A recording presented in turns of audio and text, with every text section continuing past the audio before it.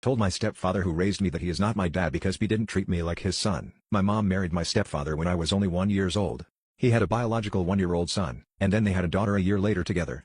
My stepbrother and I are 16 and our half-sister is 14. Stepfather is the only father figure I ever knew and I've always called him dad. My actual dad is not in my life. Growing up I always noticed that he treated me differently.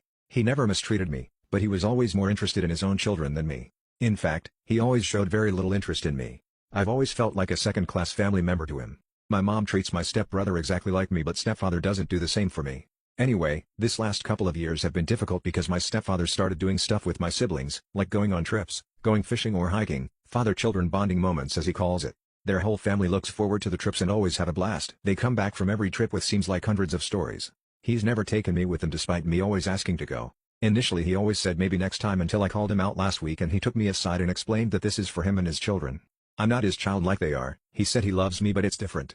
Hearing this from him completely shattered my heart. I've always knew he felt that way, but hearing it in words is a different level of pain. He said that he can't dilute the experience by bringing me as well but he said my mom can spend some other child moments with me and my sister if she wants to as well, and that it would be good for us to have that only for us. This conversation happened on Friday before they went off for a weekend trip. My mom told me that this is how he feels. She can't change it but she's made sure I'm always treated equally when it comes to money, which has been true, but she can't change the way he feels so I need to accept it. I've been thinking all weekend and it was clear to me that if he doesn't see me as his son, it's wrong of me to see him as my dad. It's clear that I'm the stepchild he tolerates because of my mom. I'm not going to pretend like we're anything more. I decided to stop calling him dad and go by his first name.